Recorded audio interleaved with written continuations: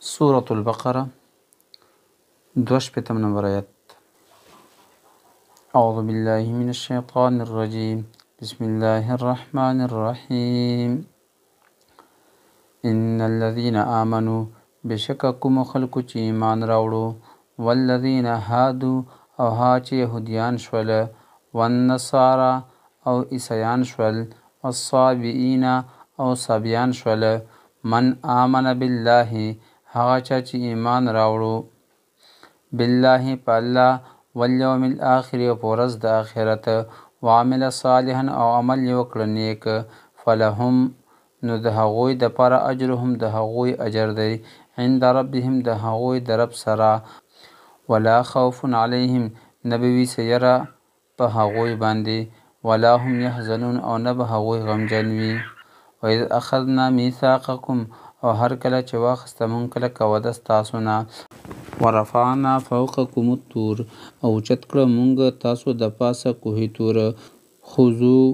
ونیسئ ما آتیناکم کوم هدایت چې مونږ درکړی تاسو ته، بقوت په مضبوطۍ سره، واذکروا ما فیه او یاد ساتئ هغه څه چې په دې کې دي، لعلکم تتقون چې تاسو پرهیزګاران شئ.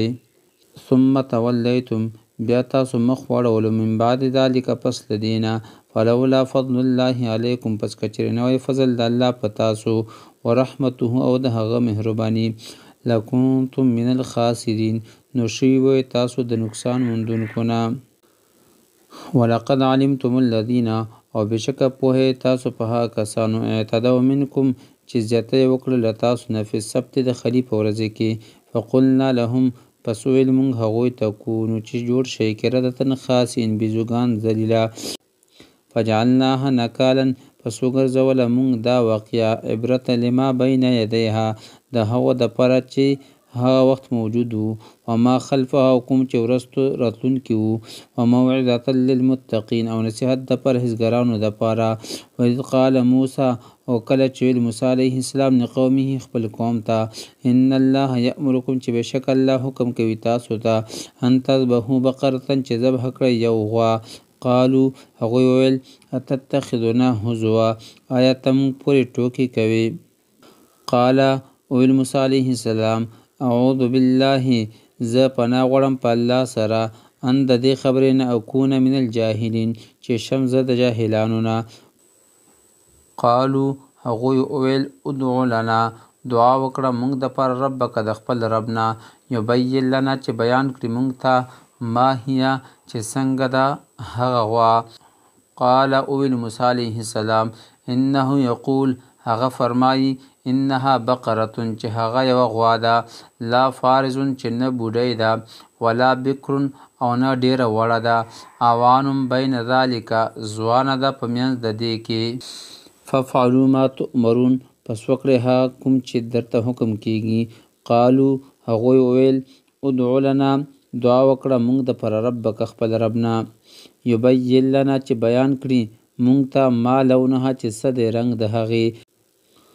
قال اویل موسی علیه السلام انه یقول چې بشک الله فرمایي، انها بقرة صفرا چې هغه یوه زیړه غوا ده، فاقع لونها ښه زیړ دی رنګ د دې، تسر الناظرین خوشحالوي لیدونکي. قالو هغوی وویل ادعو لنا دعا وکړه مونږ دپاره ربک د خپل رب نه، یبین لنا چې بیان کړي مونږ ته، ما هیه چې د څه قسم ده هغه، ان البقره یقینا هغه غوا، تشابه علینا مشتبه شوې ده په مونږ، و انا ان شاء الله لمهتدون او بشکه مونږ کچرې وغواړي الله لار موندونکي یو. قال ویلو موسی علیه السلام انه یقول بشکه هغه فرمایي، انها بقرة چې بشکه دا یوه غوا ده، لا ذلول جوتی نه ده، تثیر الارض چې اړوي مځکه، ولا تسقي الحرث او نه اوبه ورکوي فصل ته، مسلمة بالکل سالمه ده، لا شیة فیه نشته دی هیڅ داغ په هغې کې. قالو هغوی وویل الآن جئت بالحق اوس تا راوړه سمه خبره، فذبحوها پس هغوی هغه ذبح کړله، وما کادو او نه و دوی تیار یفعلون چې داسې کړي وی.